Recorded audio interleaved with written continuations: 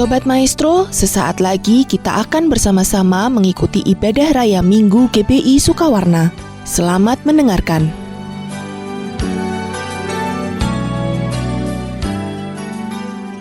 Tuhan Yesus, sungguh kami mengucap syukur buat kebaikan Tuhan bagi setiap kami, untuk setiap keadaan yang boleh kami alami dalam kehidupan kami. Sungguh kami bersyukur Tuhan. Tuhan, kami percaya tetap Engkau Allah yang pegang kendali atas kehidupan setiap kami. Apapun yang terjadi, Engkau Allah yang berdaulat, Engkau Allah yang pegang kontrol atas semua hal yang Tuhan izinkan terjadi bagi kami Tuhan. Tuhan Yesus, ajar kami untuk tetap intim hari-hari ini bersama dengan Tuhan. Kami percaya justru di saat-saat seperti ini Tuhan mau mengajarkan kami banyak hal yang baru ya Tuhan. Tuhan, jangan jauh dari kami, jangan tinggalkan kami Tuhan. Izinkan kami untuk terus dekat dengan Tuhan. Kami percaya Tuhan ada buat setiap kami. Tuhan Yesus, kami juga memberkati gereja-Mu ya Tuhan. Curahkan perkenanan Tuhan atas gereja-Mu Tuhan. Pakai gereja kami dengan dahsyat Tuhan. Kami melepaskan berkat untuk para pemimpin kami, untuk Pak Niko Tuhan, untuk Pak Kamarga, untuk Pak Joni Lumanto, untuk Pak Daniel Arif. Kami percaya ada perkenanan Tuhan turun buat setiap pemimpin-pemimpin kami Tuhan. Lewat mereka kami akan dibawa semakin mengenal Tuhan. Mereka akan Tuhan pakai dengan dahsyat, berikan kesehatan, umur panjang. Kami yakin Tuhan ada pengurapan yang baru buat para pemimpin kami. Dan Tuhan curahkan juga pengurapan yang sama buat setiap kami di dalam nama Tuhan Yesus. Tuhan, kami juga memberkati bangsa kami Indonesia. Pulihkan bangsa kami Tuhan. Di segala aspek Tuhan pulihkan. Pulih dari COVID-19 dalam nama Tuhan Yesus. Kami percaya untuk perekonomian, politik, semua Tuhan yang pulihkan. Semua yang bukan berasal daripada Tuhan, yang mau memecah belah bangsa kami tolak dalam nama Tuhan Yesus. Ada roh takut akan Tuhan berkuasa atas bangsa kami dari Sabang sampai Merauke. Kami percaya rencana Tuhan gak gagal atas Indonesia. Indonesia tetap akan Tuhan pakai dengan dahsyat bagi bangsa-bangsa ya Tuhan. Curahkan roh kudus-Mu buat bangsa kami Indonesia. Buat setiap kami curahkan roh kudus-Mu ya Tuhan. Sebentar kami mau dengar firman Tuhan. Kami percaya Tuhan punya pesan buat setiap kami. Bicara buat kami Tuhan. Kami siap mendengarkan di dalam nama Tuhan Yesus. Sama-sama kita katakan amin. Puji nama Tuhan. GBI Rayon 2 Sukawarna. Shalom, shalom.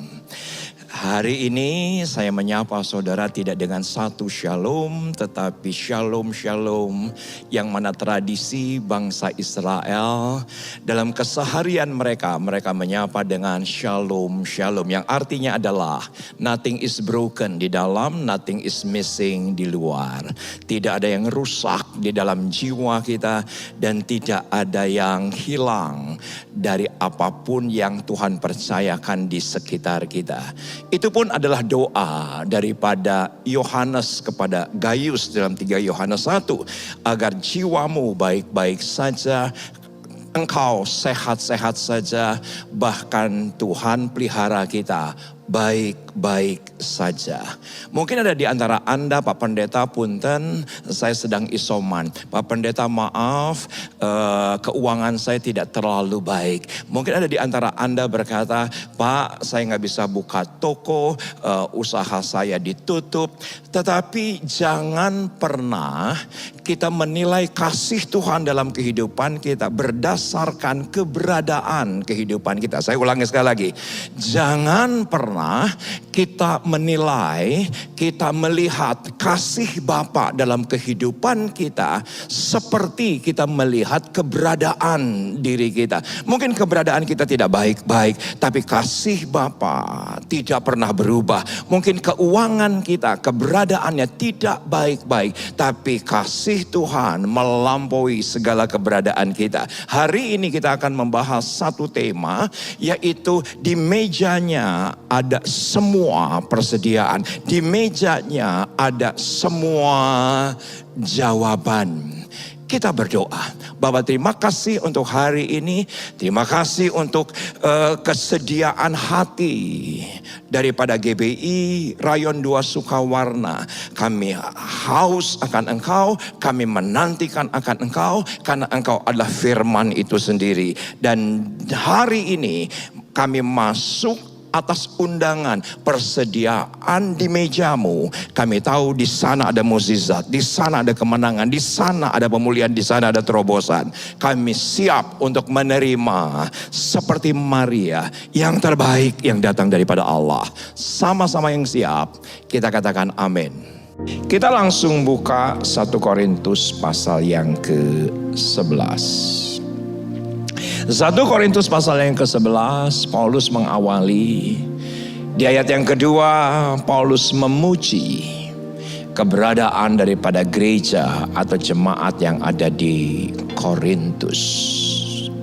Saudaraku, kota Korintus adalah satu kota yang pada zaman Paulus adalah kota metropolis. Orang-orangnya metropolis, keadaannya metropolis karena pusat daripada bisnis ketika itu. Tetapi saudaraku, di tengah-tengah keberadaan yang metropolis daripada kota Korintus, tetapi juga terkenal di kota Korintus adalah pelacur-pelacurnya. Terkenal dengan hidup yang hedon, hidup yang pesta pora, terkenal. Bahkan pada zaman itu ada istilah namanya ngorintus yuk. Kalau hari ini anak muda ngafe yuk berarti berbondong-bondong ke kafe. Nge-mall yuk berarti berbondong-bondong ke mall. Ngopi yuk berarti rame-rame minum kopi. Pada zaman Paulus ada istilah ngorintus yuk, berarti rame-rame untuk pesta pora, hidup dalam pelacuran, hidup dalam perjudian. Tetapi 1 Korintus pasal yang ke-11 ayat yang kedua, ketiga, saudaraku, Paulus puji keberadaan daripada jemaat Korintus. Tetapi ketika sampai di ayat yang ke-17, nah ini yang kita akan bahas. Ternyata Paulus mendapati kebiasaan-kebiasaan yang salah dalam perjamuan malam.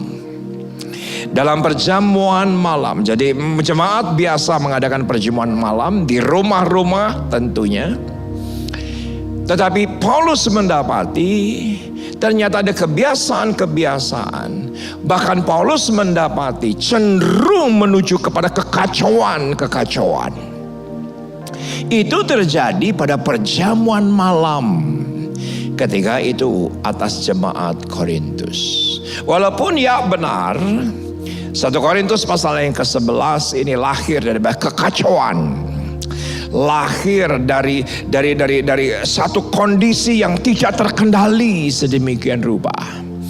Tetapi dari 1 Korintus pasal yang ke-11 ini kita akan pelajari sesuatu yang adalah sesungguhnya ini jawaban dalam kehidupan kita. Jawaban ketika kita terikat, jawaban ketika kita kecanduan, jawaban ketika kita terbelenggu, jawaban ketika kita merasa ketakutan. Ini jawaban daripada seluruh kehidupan. Bahkan tidak banyak sebetulnya Rasul Paulus, bahkan perjanjian baru menguraikan mengenai perjamuan kudus, perjamuan Yesus. Ya salah satunya dari yang sedikit itu 1 Korintus pasal yang ke-11. Dan itu lahir dari kekacauan yang terjadi ketika itu. Ini kita akan lihat pelan-pelan. Dalam peraturan-peraturan berikut aku tidak dapat memuji kamu. 1 Korintus 11 ayat yang ke-17. Padahal Paulus adalah pribadi yang fair menurut saya. Paulus ada pribadi yang apa ya, kalau kita katakan adil ya adil. Dia kalau bagus ya dia puji. Tapi kalau dia sesuatu yang kacau, dia bilang gue gak bisa muji nih, ini rusak, nah, saya gak bisa puji nih, ini salah. Dan apa yang dia katakan? Sebab pertemuan-pertemuanmu tidak mendatangkan kebaikan, tetapi mendatangkan keburukan. Sebab pertama-tama aku mendengar bahwa apabila kamu berkumpul sebagai jemaat, ada perpecahan di antara kamu. Dan hal itu sedikit banyak aku percaya. Kumpul sih kumpul, tetapi perpecahan. Ke gerejanya ke gereja, tapi perpecahan. Ya di rumah, tapi perpecahan. Itu mungkin yang sedang terjadi hari ini. di sekitar kita. Dan pada zaman itu ternyata orang yang berkumpul di rumah-rumah jemaat, saya nggak tahu bentuknya ini komsel kah? Saya nggak tahu ini bentuknya, apakah mereka ini sedang berkumpul memang seperti yang ada di sinagog kah? Tetapi ketika itu mereka berkumpul di rumah-rumah, berkumpul sebagai jemaat, tapi ada perpecahan. Sebab di antara kamu harus ada perpecahan, dan selalu ada perpecahan. Kayaknya memang itu tuh sesuatu yang dibiasakan. Supaya nyata nanti siapakah di antara kamu yang tahan uji. Apabila kamu berkumpul, kamu bukanlah berkumpul untuk makan perjamuan Tuhan. Ini penting, perhatikan. Sebab pada perjamuan itu tiap-tiap orang memakan dahulu makanannya sendiri. Jadi mereka datang beramai-ramai, tersaji makanan yang pada umumnya mereka makan. Yang makan yang hanya gunanya untuk kenyang atau dan tidak kenyang, seperti itu. Mereka makan terlebih dahulu, sehingga yang seorang lapar dan yang lain mabuk. Dan ketika mereka sajikan di tengah-tengah pesta pora, di tengah-tengah hedon, di tengah-tengah keadaan yang sedemikian rupa, saudaraku, tetapi ketika itu berlangsung di rumah-rumah jemaat, mereka tetap lakukan perjamuan kudus. Itu konteksnya. Itu konteksnya. Pelan-pelan. Ya, ini adalah ayat yang di ayat yang ke-22 sampai 27 adalah ayat-ayat yang sering kita dengar ketika sebelum ibadah perjamuan kudus, sakramen perjamuan kudus kita lakukan. Tetapi yuk sama-sama kita hari ini belajar yang sesuai dengan konteksnya. Ternyata konteksnya ada kebiasaan-kebiasaan yang hedon, ada kebiasaan pesta pora ketika itu. Jadi saya tulis di slide bahwa perjamuan Tuhan tidak dapat, tidak boleh, dan tidak bisa disejajarkan dengan perjamuan manusia. Tidak bisa. Itu konteksnya. Jadi kalau saya sederhanakan apa yang kita baca barusan dari ayat yang ke-17 hingga ayat yang ke-21, perjamuan Tuhan tidak dapat, tidak boleh, tidak bisa disejajarkan dengan perjamuan pesta manusia. Tidak boleh. Dan itulah yang sedang terjadi. Jadi mereka campurkan perjamuan malam di tengah-tengah jemaat dengan perjamuan manusia. Perjamuan manusia. Perhatikan apa yang saya katakan. Ujungnya cuman kenyang, puas. Tapi perjamuan Tuhan, perhatikan, kita akan mendapatkan keselamatan, pemulihan, kesembuhan, mukjizat, kemenangan. Saudaraku, perjamuan Yesus tidak bisa disejajarkan dengan perjamuan manusia. Nah, mungkin hari ini menjadi aplikatif. 15 atau 16 bulan kita sudah beribadah di rumah-rumah. Ya benar, beberapa gereja beberapa bulan yang lalu ibadah onsite. Walaupun itu cuma 10%, 20%, tapi 80% tetap di rumah. Dan ini menjadi ujian dalam kehidupan kita. Gereja Tuhan, dengar. Kita ada di rumah, apakah sikap kita, akhlak kita di hadapan Tuhan itu mencerminkan kasih kita kepada Tuhan? Kita harus berpikir ulang.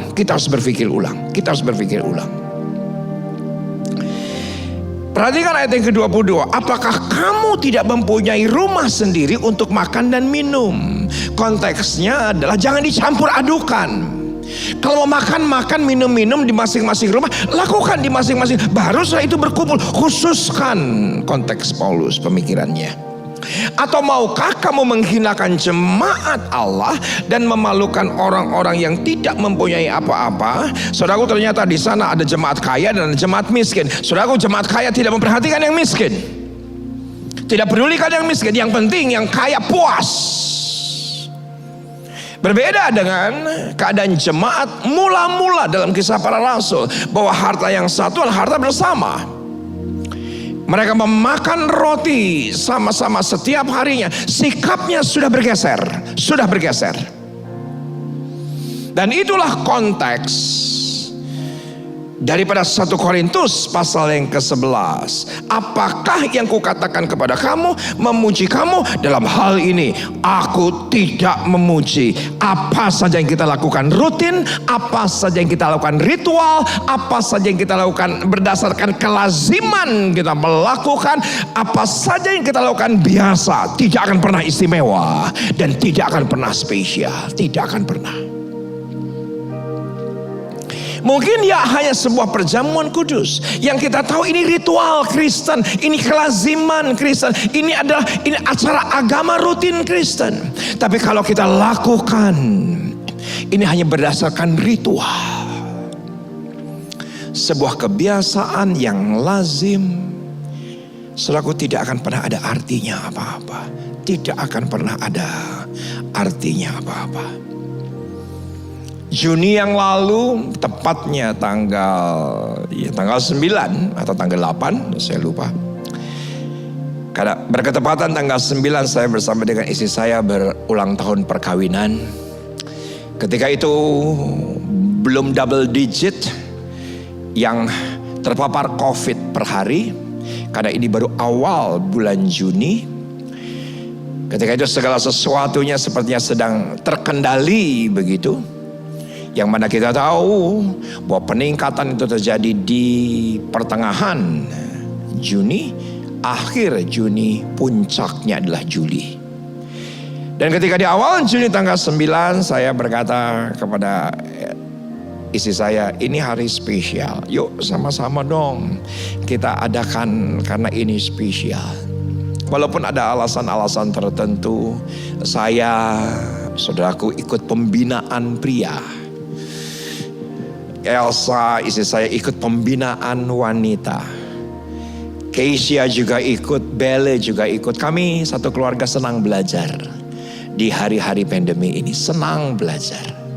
Bahkan beberapa hari yang ke depan, saudaraku, ada seorang teman, Kang, yuk ikut, yaitu adalah pelatihan mengenai konselor. Saya ikut. Saudaraku, saya ingin terus belajar. Daripada ya waktu yang ada ini kita gunakan dengan sesuatu yang tidak produktif, saya mau tetap produktif. Walaupun hanya sekedar duduk, lihat Zoom. Dan saya tetap diperlengkapi. Banyak hal yang baru yang Tuhan anugerahkan. Dan saya tahu di hari itu tanggal 9 itu kalau tidak salah Selasa, 10-nya Rabu, 11-nya Kamis, kita sibuk, tetapi yuk ini kita ambil waktu yang spesial untuk kita rayakan ulang tahun perkawinan. Tetapi yang tidak pernah saya lupakan, sebelum kami berangkat, kami tetap bawa yang namanya perjamuan kudus. Saudaraku, karena kami tahu perkawinan kami sekian puluh tahun, bahkan hari ini menjadi berkat dan terus diberkati dan menjadi berkat, semua karena karya Tuhan. Kami datang dengan rasa bahwa ini bukan rutin, ini bukan biasa, ini spesial. Dan ketika kami lakukan, ada berkat Tuhan yang luar biasa dan terus mengalir. Ada kekuatan yang luar biasa dan terus mengalir. Setelah itu kehidupan tidak mudah. Gereja harus tutup, tidak mudah. Kita harus kembali online, tidak mudah. Banyak teman-teman yang volunteer maupun jemaat juga terpapar dan isoman, ada gejala ringan, ada gejala menengah. Tidak mudah. Tetapi apa saja yang kita lakukan dengan ini spesial, walaupun cuma di rumah. Saudaraku, saya percaya ada sesuatu yang Tuhan nyatakan dalam kehidupan kita. Saudaraku, 15 bulan terakhir ini dengan keadaan yang online, dengan keadaan, saudaraku, mungkin Anda berkata, yang penting perjamuan kudus sambil dengerin khotbahnya, saudaraku, sambil lari, dengerin khotbahnya sambil jalan kaki, dengerin khotbahnya, saudaraku, sambil nonton, denger khotbahnya, saudaraku, di sini laptop, di sini khotbah, di sini WA, di sini khotbah, di sini Instagram. Saudaraku, pakai laptop yang sama sambil dengar khotbah. Nanti kalau perjamuan kudus ya ambil ya roti, ambil ya teh. Saudaraku, perhatikan. Kita harus hormati perjamuan Yesus sendiri. Kenapa? Ayat 23, 24, 25. Ini indah.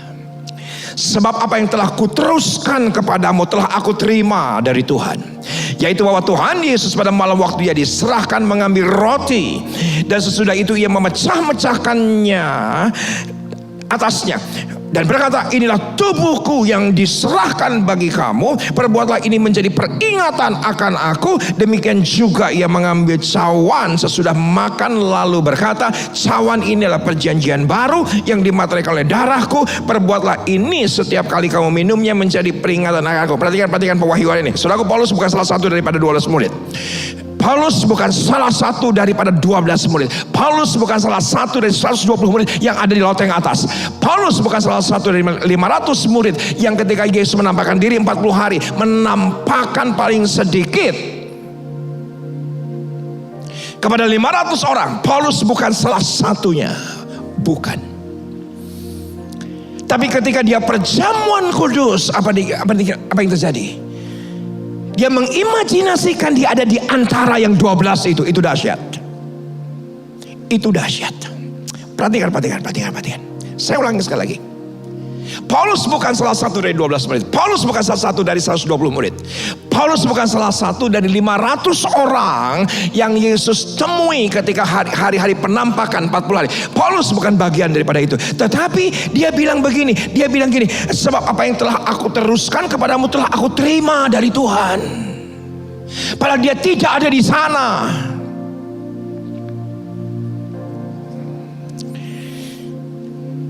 Bahwa dia terima sendiri dari Tuhan.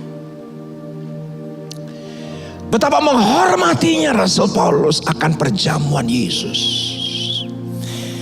Yang selama ini kita anggap enteng, ya udahlah rutin lah, udahlah biasa, ya udahlah lazim kok. Setiap bulan juga ada, nanti juga ada lagi. Kalau kepepet baru perjamuan kudus. Kalau kepepet baru benar-benar di hadapan Tuhan. Wow, ini adalah kebenaran yang luar biasa. Yang mengambil cawan, ayat yang ke-25, cawan inilah perjanjian baru.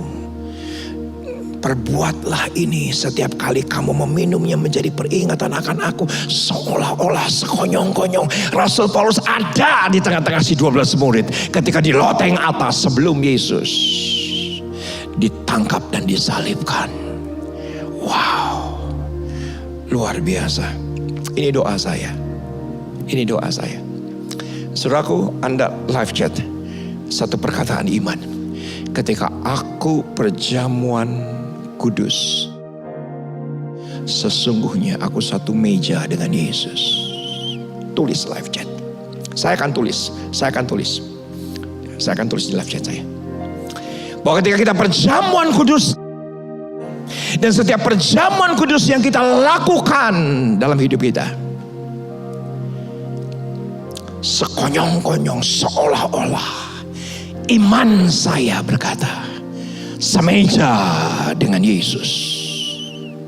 Itulah yang terjadi pada Rasul Paulus, dan itu juga bisa terjadi pada Anda dan saya. Ketika kita punya respect, kita punya hormat yang luar biasa akan perjamuan kudus, nggak ngasal. Ya ngasal aja, yang penting perjamuan, ngasal aja. Dengan sikap dan akhlak yang mendukakan hati Tuhan. Ambillah perjamuan kudus, ambillah perjamuan Yesus, perhatikan, dengan pengertian penuh tentang pekerjaan penebusannya sudah selesai. Bahwa COVID itu sudah selesai, penderitaan sudah selesai, kanker sudah selesai, ginjal sudah selesai, kebodohan sudah selesai, kemiskinan sudah selesai. Yuk sama-sama kita dengan pengertian ketika kita angkat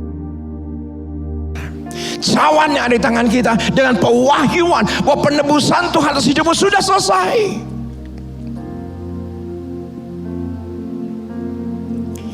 Sudah selesai. Saya mendorong jemaat Tuhan, gak perlu nunggu hari Minggu. Anda di rumah saja. Pak, ini kan harus pendeta. Saudaraku, di sini tidak ada yang dibilang bahwa harus panatua yang pimpin perjamuan. Enggak ada. Siapapun.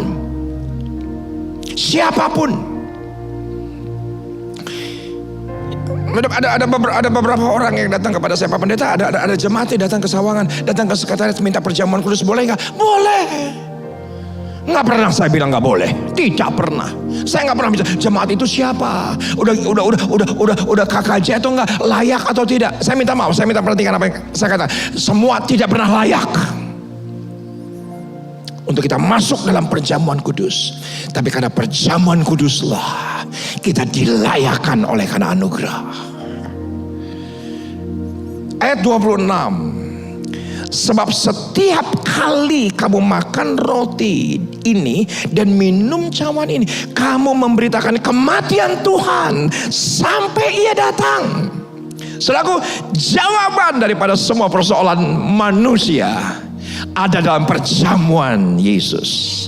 Katakan amin. Semua kebutuhan, semua keinginan, semua jawaban daripada kebutuhan kita, keinginan kita ada pada penebusannya. Saya catat, untuk menciptakan Tuhan hanya dengan berkata-kata, tapi untuk penebusan dosa manusia Anda dan saya, Ia harus korbankan tubuhnya dan kehabisan darahnya. Untuk menciptakan langit, Dia tinggal berkata-kata. Untuk menciptakan bumi, Dia tinggal berkata-kata. Untuk menciptakan seisi bumi, binatang, manusia, dengan Dia berkata-kata. Tapi untuk menebus Anda dan saya, Dia harus korbankan tubuhnya dan Dia harus kehabisan darah. Tidak ada yang seperti Yesus. Dan itulah yang kita lakukan. Dan kita lakukan di hari-hari mendatang. Bukan persoalan roti atau anggurnya, roti atau tehnya, sikap hati kita. Itu yang menentukan. Jadi barang siapa, ayat 27, dengan cara yang tidak layak. Nah ini polemik sebetulnya. Maaf kenapa saya katakan polemik, karena tidak seorang pun yang layak. Tidak ada seorang pun yang layak. Siapa yang layak? Kita orang berdosa. Kalau hari ini kita berdiri karena Dia benarkan kita, yuk datang dengan penuh keberanian, penuh percaya, penuh dengan confidence. Kesungguhan hati kita datang dengan kelayakan. Jadi barang siapa dengan cara yang tidak layak makan roti dan minum cawan Tuhan, ia berdosa terhadap tubuh dan darah Tuhan. Yang layak itu tidak sebab apa? Yang ngasal. Maaf ini bahasanya kurang teologis. Yang ngasal. Yang seperti saya sudah uraikan di awal khotbah saya.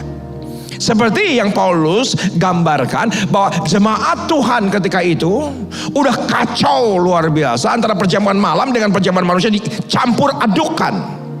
Sikap hati mereka campur aduk sedemikian rupa. Tidak ada rasa hormat, tidak ada rasa respect, tidak ada rasa akhlak yang benar. Karena barang siapa makan dan minum tanpa mengakui tubuh Tuhan, ia mendatangkan hukuman atas dirinya. Sebab itu banyak di antara kamu yang lemah dan tidak sedikit yang meninggal. Kenapa?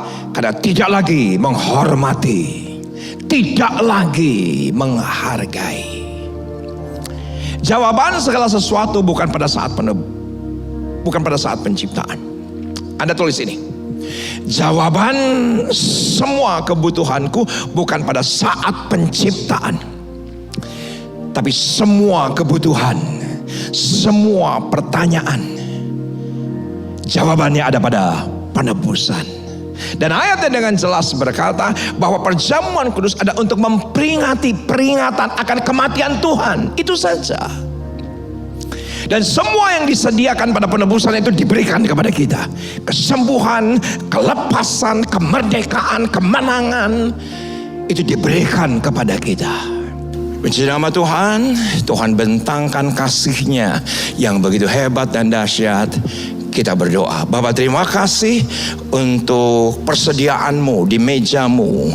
Tuhan anugerahkan karena segala sesuatu dimulai dari firman, dan biarlah kami tata ulang kembali akhlak kami. Kami tata ulang kami rasa hormat kami tata ulang kami lagi, yaitu adalah sikap kami dalam beribadah, dalam menerima darah dan tubuhmu dalam setiap kesempatan yang Tuhan anugerahkan dalam kehidupan kami. Terima kasih untuk satu perubahan yang ada di dalam hidup kami, maka terjadilah perubahan yang tidak baik menjadi baik, yang tidak mungkin menjadi mungkin, yang mustahil menjadi tidak mustahil dalam kehidupan kami. Kami siap untuk tercengang-cengang melihat kasih dan anugerah-Mu. Kuasa penebusan-Mu nyata dalam kehidupan kami, di dalam nama Yesus. Amin. Mari angkat tangan saudara, terimalah berkat Tuhan. Kasih karunia yang berlimpah-limpah daripada Allah Bapa dalam Anak yang tunggal Yesus Kristus, persekutuan yang manis dengan Roh Kudus menyertai saudara sekalian mulai hari ini sampai Tuhan Yesus datang menjemput kita di awan-awan dan bahkan sampai selama-lamanya. Yang percaya bersama-sama katakan amin.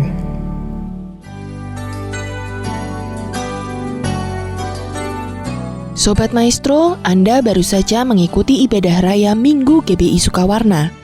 Terima kasih atas kebersamaan Anda. Selamat hari Minggu dan Tuhan Yesus memberkati.